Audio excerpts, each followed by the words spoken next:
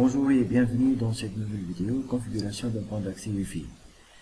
Nous allons voir ensemble les étapes de configuration du point d'accès suivant les données présentes dans ce document.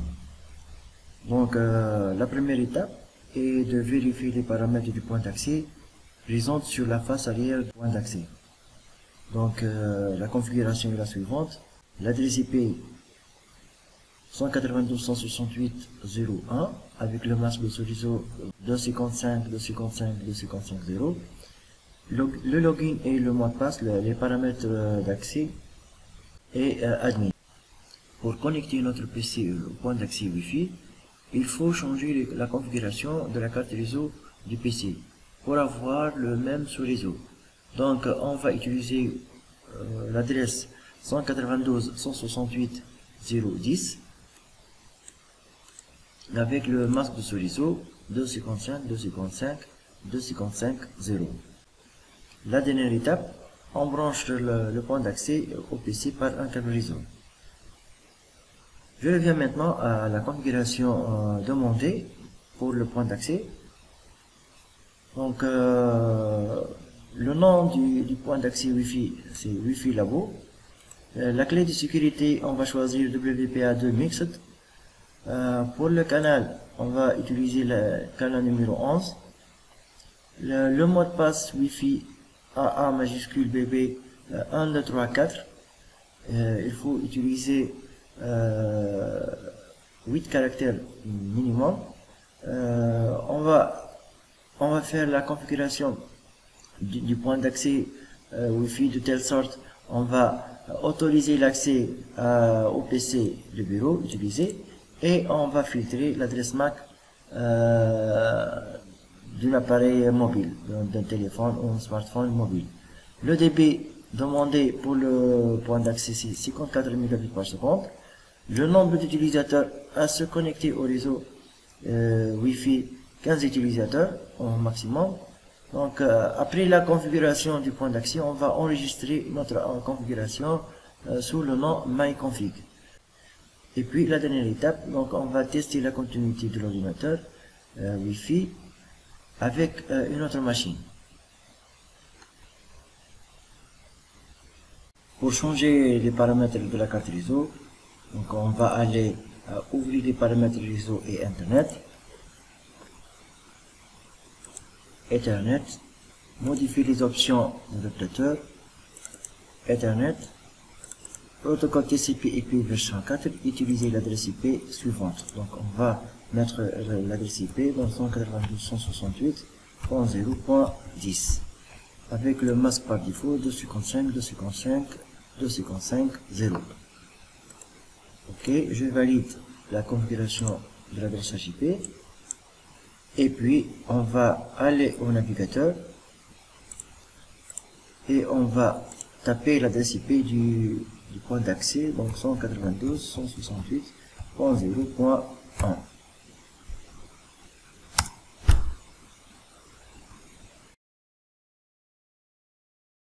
On tape les paramètres d'authentification du point d'accès, admin.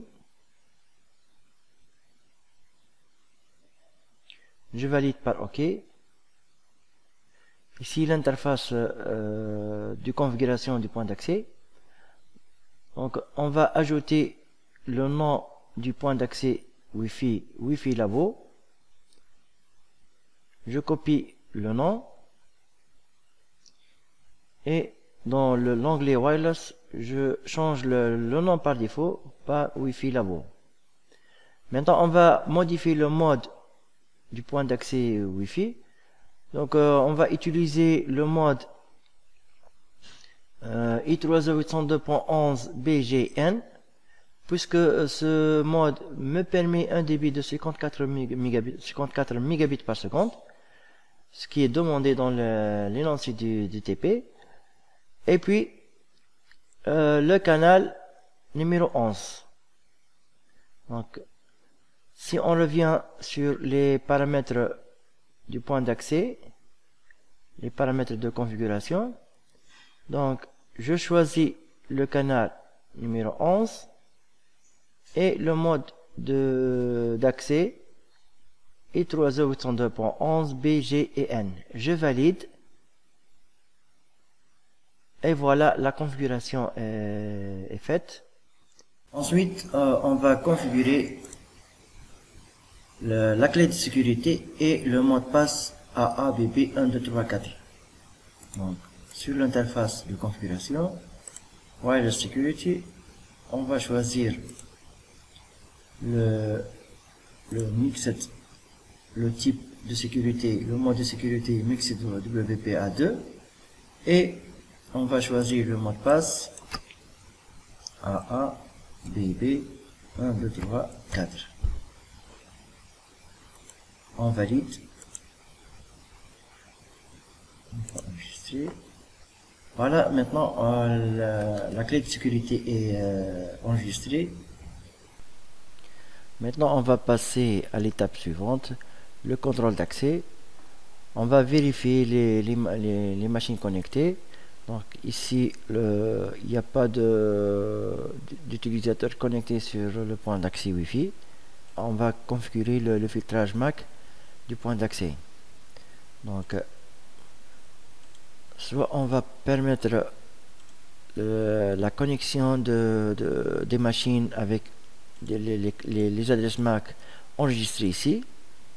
On va ajouter les adresses MAC des machines autorisées et toutes les autres machines ne sont pas autorisées.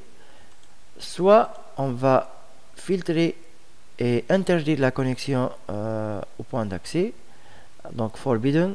On va filtrer l'accès à des machines spécifiques et permettre à toutes les autres machines à se connecter à ce point d'accès. Maintenant, on va configurer le serveur DHCP du point d'accès.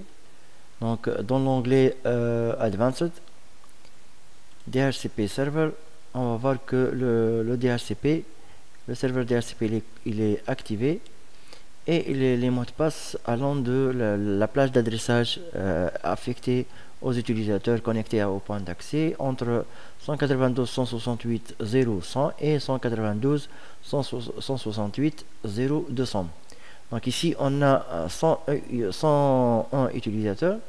Donc pour avoir les 15 utilisateurs seulement, donc on va changer la plage d'adressage et donc 200 à 114 200 à 114.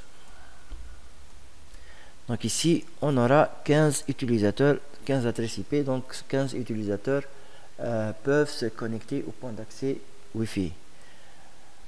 Donc on peut ajouter d'autres paramètres.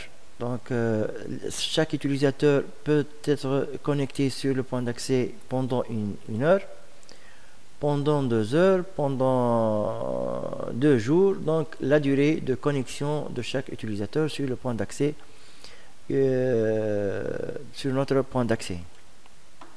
Donc je valide avec OK. Et puis on va voir la liste des utilisateurs connectés. Donc ici DHCP client liste et on a la liste ici des utilisateurs et des machines connectées sur notre point d'accès. Pour enregistrer tous les paramètres de configuration de notre point d'accès, donc nous allons sur l'onglet Tools, Backup Restore et on va enregistrer notre fichier. Par défaut, router cfm.conf et on va l'enregistrer sous le nom demandé ici myconfig. Donc je copie le nom, je donne le nom myconfig.cfg, je l'enregistre et voilà, donc j'ai enregistré ma configuration. Je peux restaurer les paramètres par défaut, donc je peux restaurer donc tous les paramètres par défaut de notre point d'accès. Donc restore to factory, donc restore to factory default, ok, et comme ça on va réinitialiser notre point d'accès à la configuration par défaut. Donc je tape admin et on va vérifier que on a déjà la configuration par défaut, le nom par défaut et tous les paramètres par défaut.